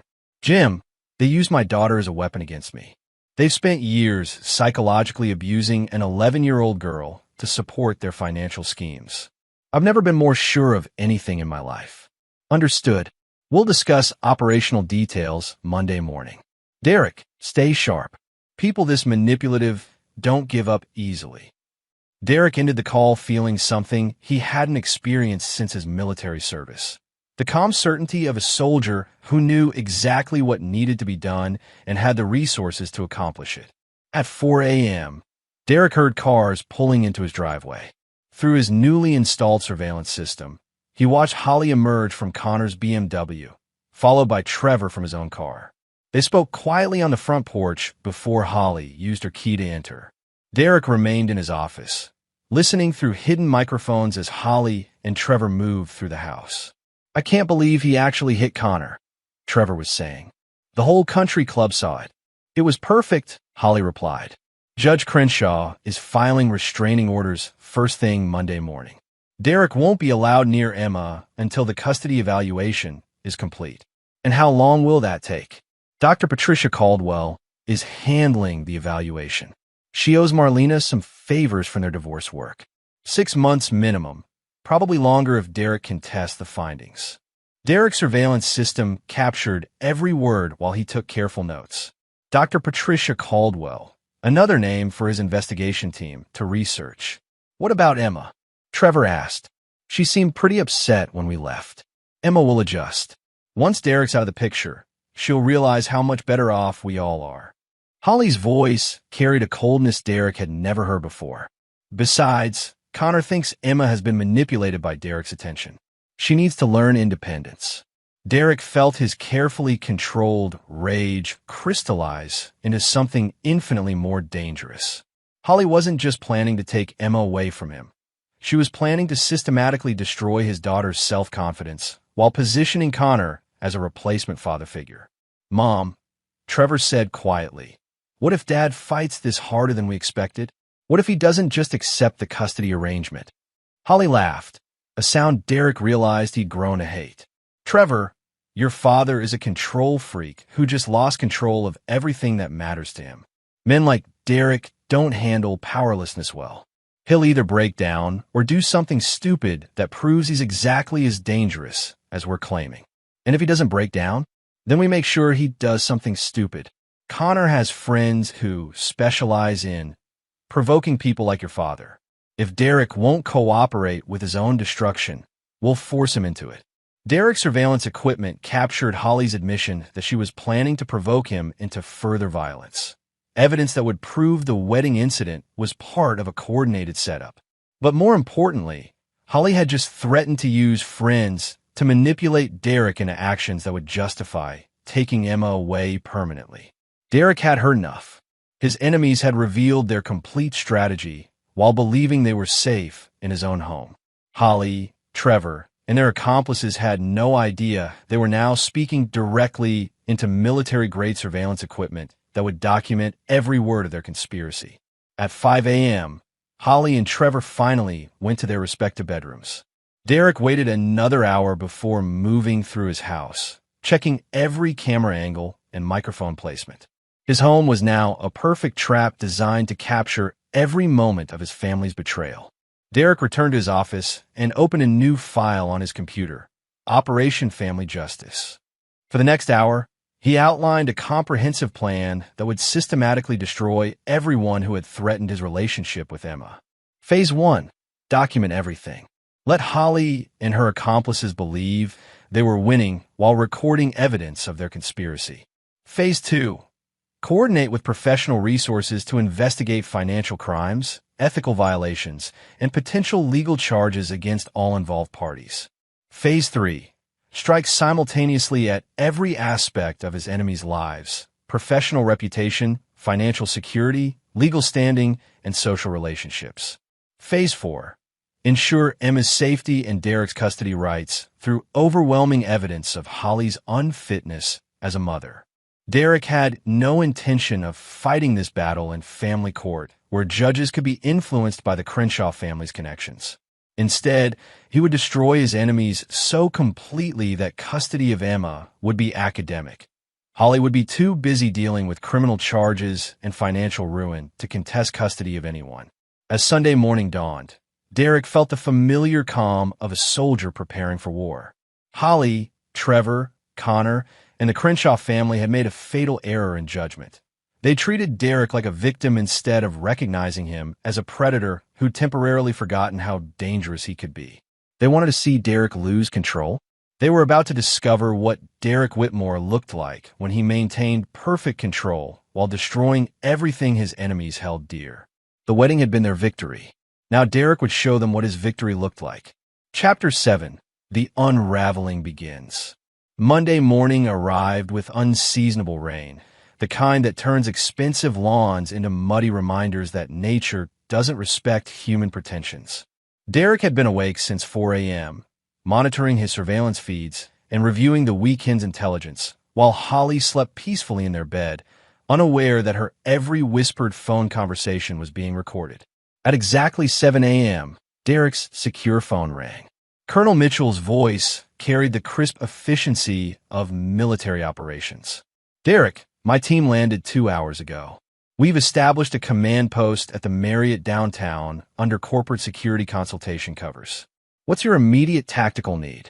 Full surveillance on all principals: Holly, Connor, Trevor, the Crenshaw family, and Vincent Torino. I want their communications monitored, their financial activities tracked, and their movements documented.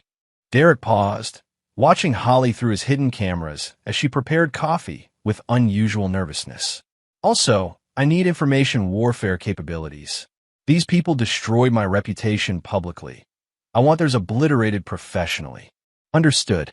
My tech specialist is already penetrating their digital communications. Connor Blaze's studio has remarkably poor cybersecurity for someone involved in financial crimes. Derek felt his first genuine smile in days. Financial crimes? Your friend Marcus Chun forwarded his preliminary findings.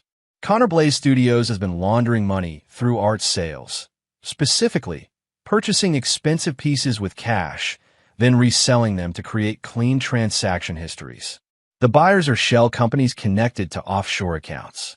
Derek processed this information, understanding immediately how it connected to Holly's conspiracy. How much money are we talking about? Conservative estimate? $3 million over the past 2 years. Your wife has been funding this operation through the secret credit cards she opened using your business as collateral. Derek felt the pieces clicking into place with mathematical precision. Holly wasn't just having an affair. She was financing a money laundering operation using Derek's business assets as collateral. When she divorced Derek and claimed half his assets, she'd be positioning Connor to access legitimate business funds for their expanded criminal enterprise. Jim, I want Connor Blaze destroyed by Friday. Financially, legally, and professionally. Can your team make that happen? Derek, we're not wetwork specialists. We do corporate security and intelligence. I'm not asking you to hurt anyone physically. I'm asking you to ensure that Connor Blaze's criminal activities receive appropriate attention from federal authorities while his business partnerships dissolve due to sudden revelations about his character. Colonel Mitchell was quiet for a moment. That we can handle. What about your immediate family situation? Derek checked his surveillance monitors, watching Holly speak on the phone in hushed tones while Trevor ate breakfast and ignored his mother's obvious distress. Holly thinks she has 6 months to complete Emma's psychological manipulation while I'm restricted by custody arrangements. She doesn't realize I'm documenting every moment of child abuse that occurs in this house. Derek's voice hardened. By Thursday, I want Emma safely in my custody while Holly deals with criminal charges that make custody hearings irrelevant. Understood. Derek, what about your son? Trevor's involvement in this conspiracy puts him in legal jeopardy too. Derek watched Trevor through the kitchen camera, noting his son's casual participation in conversation that assumed Derek's complete destruction. Trevor had chosen his side with full knowledge of the consequences. Trevor is an adult who made adult choices. He gets adult consequences. At 8 a.m., Derek's office phone rang with a call from Patricia Vance. Derek, Judge Crenshaw filed emergency custody restrictions this morning. You're prohibited from unsupervised contact with Emma pending a full psychological evaluation. The evaluation has been expedited. Dr. Patricia Caldwell will begin assessments Thursday. Derek smiled grimly. Holly's plan was proceeding exactly as his surveillance had captured her discussing. Patricia, I want you to request Dr. Caldwell's complete client history, financial records, and any previous relationships with the Crenshaw family. I also want immediate motions filed challenging Judge Crenshaw's authority to hear this case, given his family's financial interest in the outcome. Derek, challenging a federal judge requires extraordinary evidence of conflict of interest. Patricia, by Wednesday, I'll provide you with evidence that Judge Crenshaw's family has been actively participating in a conspiracy to defraud me of marital assets while manufacturing evidence to support custody restrictions. The conflict of interest won't be disputed. It will be criminal. Patricia was quiet for a long moment. Derek, what exactly are you planning? I'm planning to protect my daughter from people who've been psychologically abusing her while stealing my money to finance their criminal enterprises. Everything beyond that is just legal housekeeping.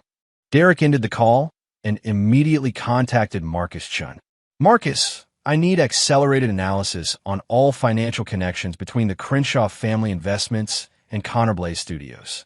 Also, Dr. Patricia Caldwell. Any financial relationships with parties involved in my case. Derek, I've been working on this since Saturday. The connections are extensive and clearly criminal. Judge Crenshaw's investment portfolio includes 3 shell companies that have purchased art from Connor Blaze at dramatically inflated prices. Dr. Caldwell has received consulting payments from Marlena Crenshaw's divorce practice, totaling $180,000 over the past year. Derek felt the satisfaction of a chess player seeing his opponent's moves 3 turns ahead. Marcus, prepare complete documentation for federal authorities. Money laundering, judicial corruption, professional ethics violations. I want charges filed against everyone involved by Thursday morning. Derek, evidence of this scope usually takes months to compile for federal prosecution. Marcus, I'm not waiting months while my daughter suffers psychological abuse from people who've been stealing my money to finance their crimes. Thursday morning, or I handle this situation through less official channels. Derek, we track Holly's vehicle to a motel outside city limits. She's accompanied by Connor Blaze and two unidentified males, likely the same men who were pressuring Connor yesterday. Emma appears unharmed, but obviously distressed. Derek felt predatory calm replace panic. Holly had made the fatal error of running instead of fighting, transforming a complex custody dispute into a clear kidnapping case that would destroy any remaining sympathy for her position. Jim, what's our tactical situation? Local authorities have been notified through FBI channels. Kidnapping across state lines brings federal jurisdiction. Holly's motel is surrounded, but we're maintaining distance to avoid escalating the situation with Emma present. Derek was already dressing, his mind shifting into the operational mode that had made him lethal in military intelligence. Timeline for resolution. Holly's making calls to offshore accounts, trying to access funds that no longer exist. Connor's in full panic mode, demanding immediate evacuation that Holly can't provide. They'll either surrender within hours or attempt to run without resources. Derek understood the psychology perfectly. Holly had planned an elaborate long-term conspiracy but lacked contingencies for rapid exposure. Now she was trapped in a motel with a panicking accomplice, a terrified daughter, and no exit strategy. Jim, I want this ended before Emma suffers more trauma. What do we need for immediate resolution? Holly's phone calls are being monitored. She's trying to contact Vincent Torino for extraction assistance, but Vincent's already in federal custody for fraud charges filed this morning. Dr. Caldwell is refusing contact after her medical license was suspended yesterday. Holly's completely isolated. Derek felt satisfaction knowing his systematic destruction of Holly's support network was now protecting Emma from prolonged captivity. What about the Crenshaw family? Judge Crenshaw recused himself from all related cases yesterday after federal investigators questioned him about financial irregularities. Marlena Crenshaw's law practice is under federal investigation for money laundering connections. Ashley Crenshaw filed for emergency annulment of her marriage to Trevor this morning. Derek processed this information, understanding that Trevor's new marriage had collapsed within 72 hours of the ceremony Derek had financed. Where's Trevor now? Trevor's at your house, apparently waiting for you. Our surveillance suggests he's unaware of Holly's kidnapping attempt. Derek drove home with grim purpose. Trevor had participated in the conspiracy to destroy Derek's relationship with Emma, but kidnapping was a line Trevor hadn't crossed yet. Derek would give his son one opportunity to choose family over the criminal enterprise he'd supported. Derek found Trevor in the kitchen, scrolling through his phone with the casual indifference that had characterized his attitude throughout the conspiracy. Trevor looked up as Derek entered, his face showing neither surprise nor concern. "Dad, where's Mom and Emma?" Derek studied his son's expression, looking for signs of genuine ignorance versus calculated performance. Trevor's micro-expressions suggested real confusion, indicating he hadn't been informed of Holly's escalation. "Trevor, your mother kidnapped Emma early this morning. She's currently in federal custody pending charges for kidnapping, money laundering, and conspiracy to commit fraud." Trevor's phone clattered to the kitchen table. "What? Dad, that's impossible. Mom wouldn't." "Trevor, I have months of surveillance footage documenting your mother's affair with Connor Blaze, their money laundering operation, and the conspiracy to fabricate evidence against me in custody proceedings. You've been an active participant in most of these crimes." Derek watched his son's face cycle through confusion, denial, and growing recognition as the full scope of Holly's activities became clear. "Dad, I didn't know about any kidnapping. I thought Mom was just trying to protect Emma from your anger issues." Derek felt a moment of genuine sadness for the son he'd raised to have better judgment than this. "Trevor, you witnessed me being provoked into violence by a coordinated setup designed to make me appear dangerous. You knew Holly was having an affair and using my money to finance it. You participated in psychological abuse of your 11-year-old sister to support Holly's custody claims." Trevor's face flushed with the angry defensiveness of someone confronting their own moral failures. Emma gets too much attention. You spoil her while I have to work for everything. Trevor, you graduated from Harvard Law School without student loans because I paid your complete education costs. You've received luxury cars, expensive vacations, and wedding financing that cost more than most people's houses. What exactly did you work for? Trevor stood from the kitchen table, his face contorting with years of suppressed resentment. I worked for your approval. Everything I accomplished, you find some way to make it about Emma instead. Emma's art, Emma's intelligence, Emma's future.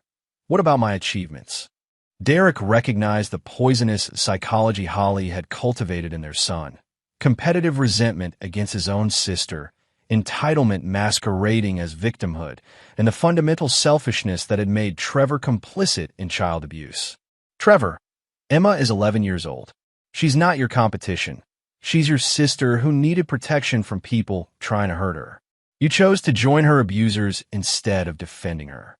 I chose Mom's side because Mom actually pays attention to my needs instead of obsessing over Emma like some kind of... Derek's military training kicked in before Trevor could finish the sentence that would have permanently ended their relationship. Instead of responding with violence, Derek simply stared at his son until Trevor's words died in uncomfortable silence.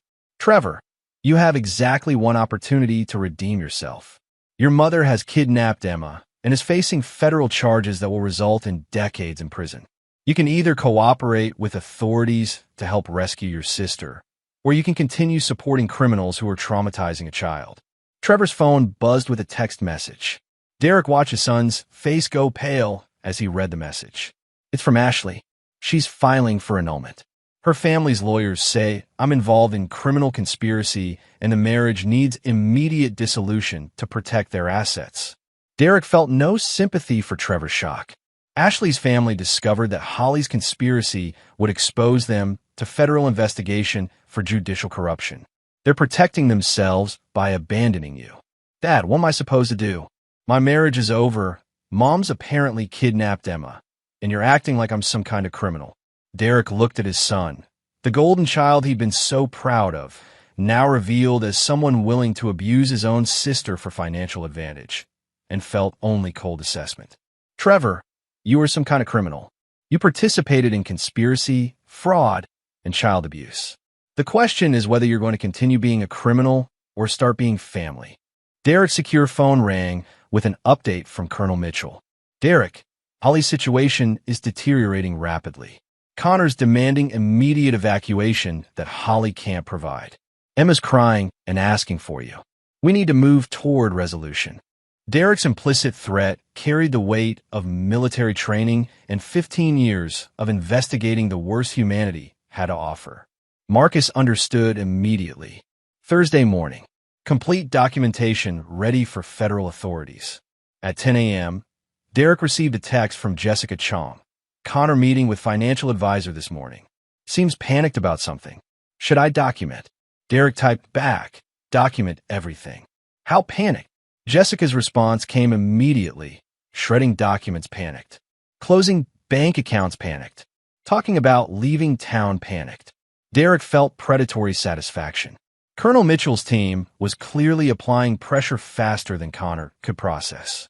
By evening, Connor would be desperate enough to make the kind of mistakes that would provide Derek with everything he needed to destroy Holly's conspiracy completely. Derek spent Monday morning in his office, reviewing surveillance footage of Holly's increasingly frantic phone conversations. She called Connor 6 times since breakfast, each conversation ending with obvious frustration. She'd also called Dr. Caldwell twice and Vincent Torino once. Coordination that Derek's equipment recorded in perfect digital clarity. At noon, Derek heard Holly's car leave the driveway. His surveillance team reported her driving directly to Connor's studio, where she spent 2 hours in heated conversation with Connor and 3 men Derek didn't recognize. Jessica Chang's photographs showed Connor pointing accusingly at Holly while the unknown men reviewed documents with obvious displeasure. Derek's secure phone buzzed with updates from Colonel Mitchell's team. Connor's offshore accounts have been frozen pending money laundering investigation. His art studio lease has been terminated due to irregularities in the property management company's background checks. Dr. Caldwell received notice that her medical license is under review for ethical violations. Vincent Torino's private investigation license has been suspended pending fraud allegations. Derek felt the systematic destruction of his enemies' professional lives beginning exactly as planned. By Thursday, none of them would be in positions to threaten Emma's custody or Derek's parental rights. But Derek's satisfaction was interrupted by a call from Emma's school. "Mr. Whitmore? This is Principal Anderson. Emma hasn't been picked up from school, and we can't reach Mrs. Whitmore." Emma seems quite distressed. Derek felt cold panic override his strategic planning. "I'll be there in 10 minutes. Derek violated several traffic laws reaching Emma's school, where he found his daughter sitting in the principal's office with tear-stained cheeks and the kind of hollow expression Derek recognized from children who'd suffered trauma beyond their understanding. "Emma, sweetheart, what happened?" Emma threw herself into Derek's arms with desperate relief. "Dad, Mom was supposed to pick me up, but she never came. The school kept calling her, but she didn't answer." Principal Anderson approached with obvious concern. "Mr. Whitmore, we've been trying to reach your wife for 2 hours. This is highly unusual for Mrs. Whitmore." Derek understood immediately what had happened. Holly was so focused on managing her conspiracy's collapse that she'd forgotten to collect Emma from school, proving the exact child neglect Derek needed to document for custody purposes. "Principal Anderson, I'll take Emma home now. Has this happened before?" "Not exactly, though Emma has mentioned that pickup times have been inconsistent lately." Derek filed this information away as additional evidence of Holly's deteriorating parental responsibilities. "If there are any more pickup issues, please call me directly." Derek drove Emma home while she explained her growing anxiety about her mother's recent behavior. "Dad, Mom's been really angry lately. She keeps talking on the phone about money and custody and making people pay for things." Emma's voice was small and confused. "She said I might have to live somewhere else while you and her figure out grown-up problems." Derek felt his carefully controlled rage threaten to boil over. Holly was not only neglecting Emma's basic needs, but actively preparing her for separation from Derek, psychological manipulation designed to make the custody transition easier for Holly's plans. "Emma, I want you to understand something very clearly. You're not going to live somewhere else. You're not responsible for grown-up problems. And no matter what anyone tells you, you are loved and safe with me." That evening, Derek's surveillance captured Holly returning home at 8 p.m., 3 hours after Emma's school dismissal. She entered the house with the frantic energy of someone whose carefully planned life was collapsing faster than she could manage. Derek listened through hidden microphones as Holly called Emma downstairs for a conversation that revealed the true extent of her desperation. "Emma, we need to talk about your father. I know this is confusing, but sometimes parents make mistakes that hurt their families." Derek's surveillance captured every word as Holly began the final phase of her psychological manipulation, convincing Emma that Derek was dangerous while positioning herself as the protective parent. "Your father has been having problems controlling his temper. That's why he hurt Mr. Blaze at Trevor's wedding. Sometimes when people are sick, they can't help being mean to people they're supposed to love." Emma's voice was barely audible. "Dad's not mean to me. Not yet, sweetheart. But sometimes people change when they're under stress. That's why we might need to stay somewhere else for a while, just until your father gets the help he needs." Derek realized Holly was accelerating her timeline, probably due to pressure from Connor's collapsing situation. Instead of waiting 6 months for custody arrangements, Holly was preparing to disappear with Emma immediately. Derek activated his emergency protocols, sending alerts to Colonel Mitchell's team and his legal support staff.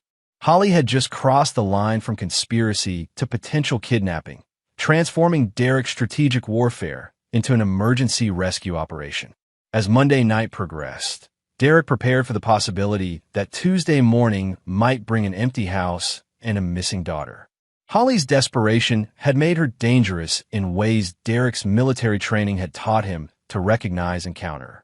The war Derek had planned to wage over weeks was about to be decided in hours. Holly had forced his hand by threatening Emma's immediate safety, But Derek had spent his career responding to exactly this kind of escalating threat.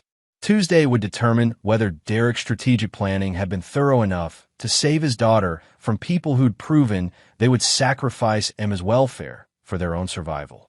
Chapter 8. The Final Trap Springs. Tuesday morning shattered Derek's careful planning when he woke to find Holly's side of the bed empty and Emma's room vacant. The surveillance footage showed Holly entering Emma's room at 4 a.m., waking her daughter with whispered urgency, and leaving the house within minutes carrying pre-packed suitcases. Derek's secure phone was already ringing as he reviewed the footage. Colonel Mitchell's voice carried the calm efficiency of military crisis management. Derek covered the phone, addressing Trevor directly. "Your mother and Connor are trapped in a motel with Emma. Federal agents are surrounding the building. Holly's going to prison regardless of what happens next, but Emma's trauma level depends on how quickly this resolves." Trevor stared at Derek with the expression of someone whose entire worldview was collapsing. "What do you want me to do? Call your mother. Tell her you love Emma more than you hate me. Convince her to release Emma before federal agents have to extract her by force." Trevor picked up his phone with shaking hands, dialing Holly's number, while Derek listened to the conversation that would determine whether his son had any redeeming qualities remaining. "Mom, it's Trevor. I'm with Dad, and he says you have Emma at a motel. Mom, please listen to me. Whatever you and Connor planned, it's over. The FBI is surrounding you. You need to let Emma go before this gets worse." Derek could hear Holly's voice through the phone, frantic, angry, defensive, but couldn't make out her words. "Mom, I don't care about the money or the divorce or any of that. Emma's 11 years old. She's scared and she wants Dad. Please don't make this worse for her." The conversation continued for several minutes while Derek monitored updates from the federal team. Holly was clearly struggling with the reality that her elaborate conspiracy had collapsed within days of Derek discovering the truth.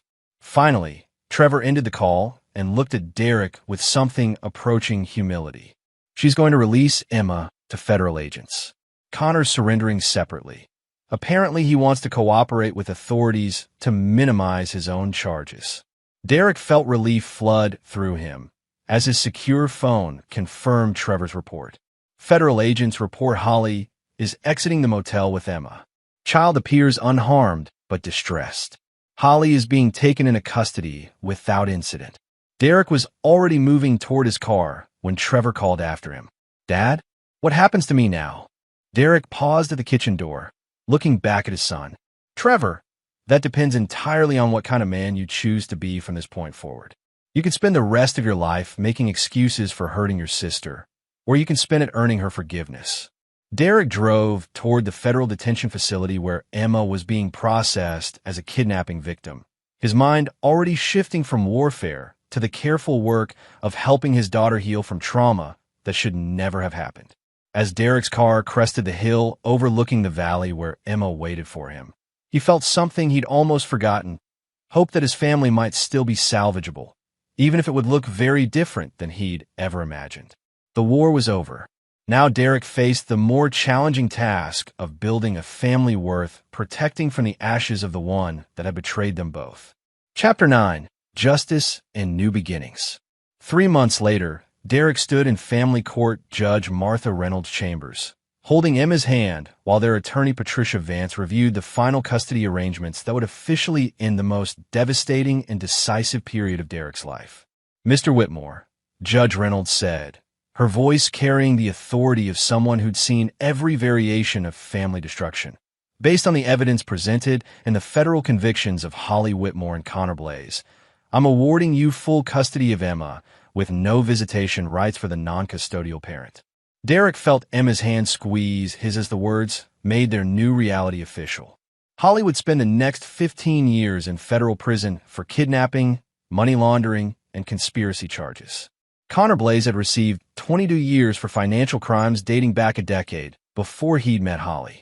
Dr. Patricia Caldwell had lost her medical license and faced professional fraud charges. Vincent Torino was serving 8 years for fabricating evidence in multiple cases. Judge Crenshaw had been forced to retire after federal investigation revealed a pattern of financial corruption spanning his entire career. Marlena Crenshaw's law practice had been dissolved, and she was facing disbarment proceedings. The entire Crenshaw family's social and financial empire had collapsed under federal scrutiny that revealed decades of judicial corruption and financial manipulation. Trevor had cooperated with federal investigators, providing testimony that helped convict Holly and Connor while earning himself immunity from prosecution. But cooperation with authorities didn't erase his participation in Emma's psychological abuse, and Derek had made it clear that rebuilding their relationship would require years of genuine effort. "Emma," Judge Reynolds said gently, "do you have any questions about these custody arrangements?" Emma looked up at Derek with green eyes that had regained much of their confidence over the past 3 months of therapy and unconditional support. "Does this mean Mom can never hurt me again?" "Emma, your mother will be in prison for many years. She cannot contact you, visit you, or influence your life in any way," Judge Reynolds explained with careful kindness. "Your father will make all decisions about your care and protection." Derek felt Emma relax against his side, the tension she'd carried for months finally dissolving into the security of knowing her father's protection was now legally absolute. As they left the courthouse, Derek's phone buzzed with a text from Jessica Chong, who had become Emma's art teacher after Connor's studio was shuttered. Emma's painting won first place in the state youth competition. The judge called it emotionally sophisticated beyond her years. "Thought you'd want to know before the official announcement." Derek showed Emma the message, watching her face light up with pride that no one would ever try to diminish again. "Dad, can we get ice cream to celebrate?" "Emma, we can get anything you want to celebrate." They drove to their favorite ice cream shop, a routine Derek had established during Emma's recovery, small traditions that rebuilt her sense of safety and normalcy.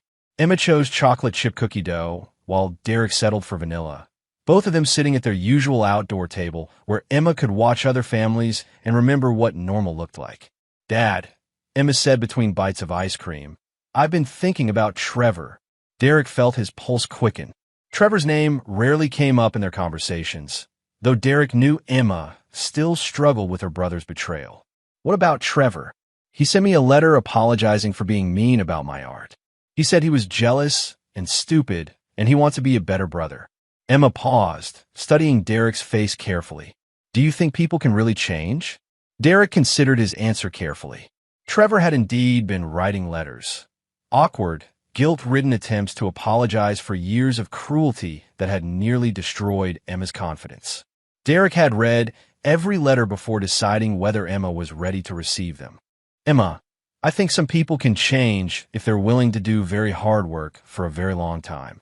But change has to be proven through actions, not just words. Trevor says he's going to be a public defender helping children in bad family situations.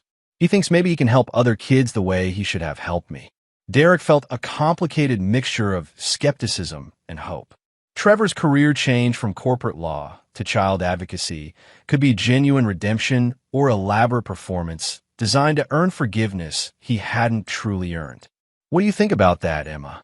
Emma considered carefully, demonstrating the thoughtful intelligence that Holly had tried so hard to suppress. "I think it's good if he helps other kids, but I'm not ready to see him yet. Maybe someday, but not yet." Derek felt pride in his daughter's emotional wisdom. At 11 years old, Emma was learning to protect herself while remaining open to the possibility of forgiveness, a balance that many adults never mastered. "Emma, you never have to see or forgive anyone until you're ready. And if you're never ready, that's okay too."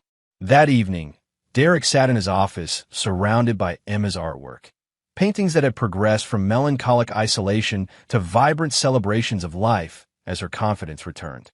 The hidden surveillance equipment had been removed months ago, replaced by family photos that showed Derek and Emma building new traditions together. Derek's secure phone rang with a call from Colonel Mitchell, who had become a regular friend since their successful operation. "Derek, thought you'd want to know. Connor Blaze was found dead in federal prison yesterday. Apparent suicide, though the investigation is ongoing." Derek felt no sympathy for Connor's fate. "Any connection to Holly?" "None that we can determine. Connor was facing additional charges for financial crimes in 3 other states." Apparently, his operation was more extensive than we initially discovered. Derek processed this information without emotion. Connor Blaze had chosen to traumatize a child for financial gain. His ultimate fate was a consequence of choices that Derek hadn't influenced. Jim, thanks for the update. How's your team handling civilian consulting work? Better than expected. Turns out there's significant demand for military-grade security analysis in corporate settings. We're expanding operations based on referrals from your case. Derek felt satisfaction knowing that his personal war had created opportunities for good people while destroying those who deserve destruction. After ending the call, Derek found Emma in the living room working on homework with the focused intensity she brought to everything that mattered to her. Emma, I need to ask you something important. How do you feel about the possibility of us moving somewhere new? Maybe somewhere with better art programs and more opportunities? Emma looked up from her math homework with excitement. Really? What are you thinking? There's a private school in Vermont that specializes in arts education. They've offered you a full scholarship based on your competition win today. Derek paused. It would mean leaving this house, this town, all the places where difficult things happened. Emma's face lit up with the kind of joy Derek had spent months trying to rebuild. Dad, could we really start completely over somewhere new? Emma, we can do anything we want. It's just you and me now, and we get to decide what our family looks like. Emma abandoned her homework and threw herself into Derek's arms with the complete trust of a child who knew she was unconditionally loved and protected. I want to start over, Dad. I want to go somewhere no one knows about Mom or Trevor or any of the bad things that happened. Derek held his daughter close, feeling the last remnants of his old life dissolve into the promise of something infinitely better. 6 weeks later, Derek and Emma stood in the driveway of their new home in rural Vermont, watching moving trucks unload their carefully selected belongings. The house was smaller than their Millbrook Heights mansion, but surrounded by mountains and forests that offered Emma unlimited inspiration for her artwork. Emma would start 7th grade at the Arts Academy in the fall, where her talent would be nurtured by teachers who understood that creativity required emotional safety to flourish. Derek had sold his investigation firm to Marcus Chun for enough money to ensure Emma's complete financial security through college and beyond. Dad, Emma said as they watched movers carry her easel toward the house, do you think we'll be happy here? Derek looked at his daughter, confident, talented, radiant with the security of knowing she was cherished, and felt certainty about their future for the first time in years. Emma, I think we're going to be more than happy. I think we're going to be exactly who we were meant to be. As the Vermont sunset painted the mountains in colors that reminded Derek of Emma's most beautiful paintings, he understood that victory wasn't just about destroying his enemies. True victory was building something better from the wreckage they'd left behind. Holly, Trevor, and their accomplices had tried to break Derek's family by attacking what he loved most. Instead, they'd given him the motivation to become the father Emma deserved while eliminating every threat to her happiness. Derek Whitmore had never lost a case that mattered to him. His most important case, protecting his daughter's future, was now closed with complete success. The war was over. The family Derek had fought to save was finally safe, finally whole, and finally free to become everything it was meant to be.